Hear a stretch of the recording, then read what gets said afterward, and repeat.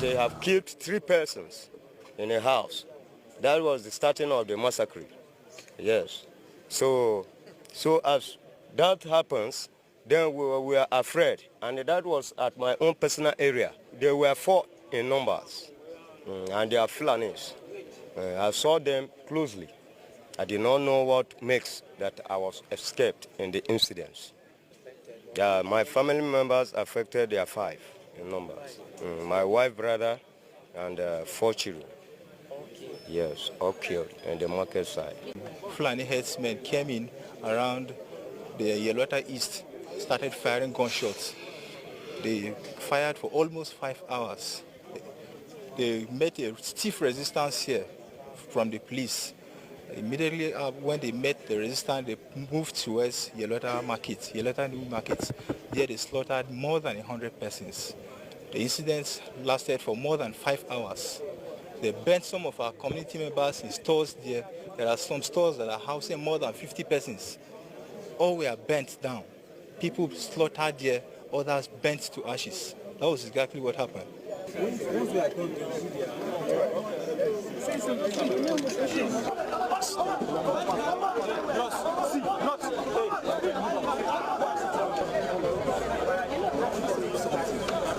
See, when one incident happened, hundreds of incidents have been prevented that are not known to the public.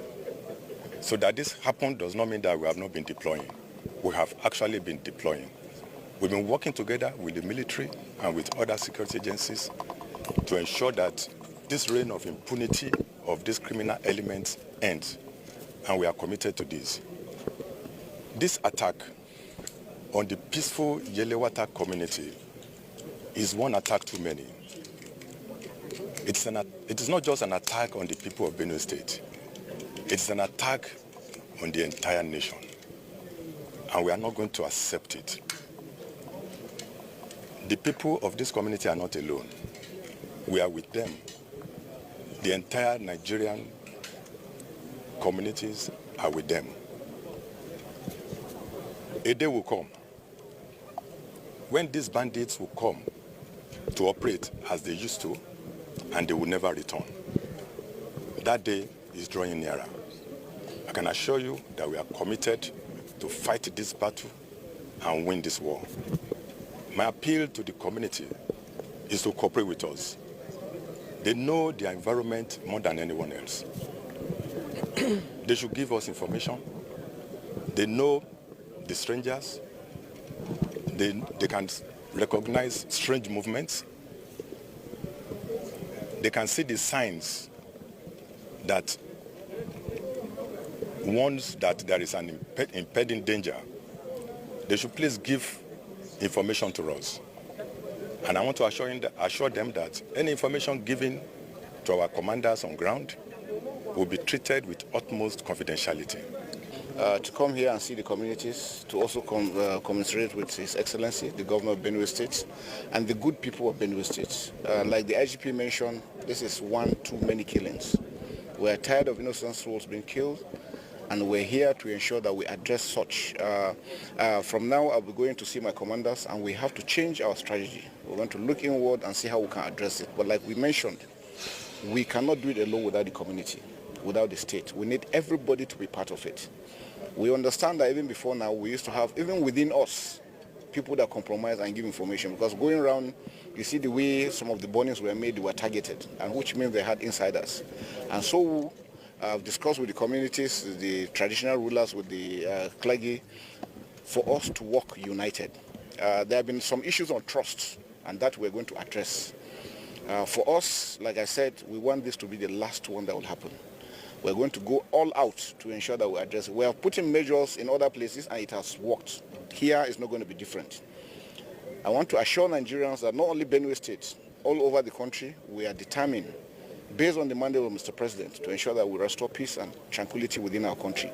But we need Nigerians to support us. We must work together as a team. We've also had the information that sometimes some of these people come across borders. Wherever it is they're coming from, we're going to go after them and take them. So we must take the battle to them, not waiting for them to attack. And that's one I think is very, very critical. Tomorrow, hopefully, I will also want to proceed to Nasarawa State to see His Excellency to be able to, because the borders are actually very critical to the success of what we're doing. For the youths, please don't give up. This is our country. We can never, ever give our country up for anything. And this madness must stop and it will end. Once again, my heart goes out to this community of mine in the state and the entire local government and then the entire citizenry of the state.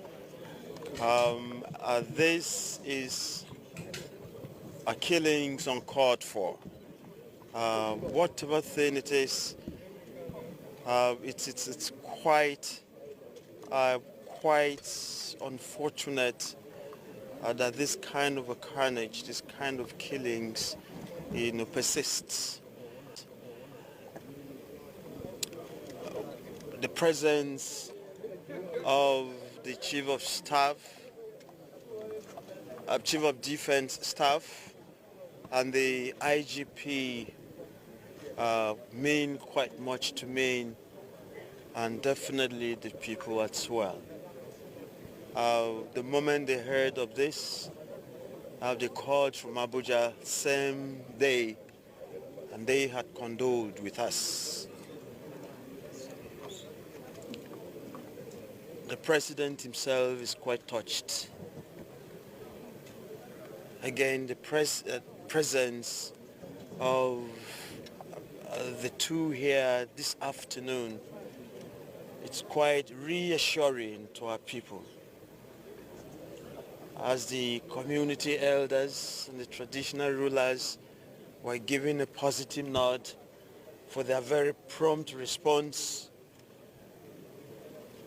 I know we remain very hopeful that this kind of a devastating occurrence would not happen, not only within the local government, but around the state.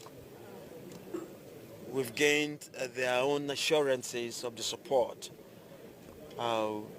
Already, we now have an increased presence of different teams and squads.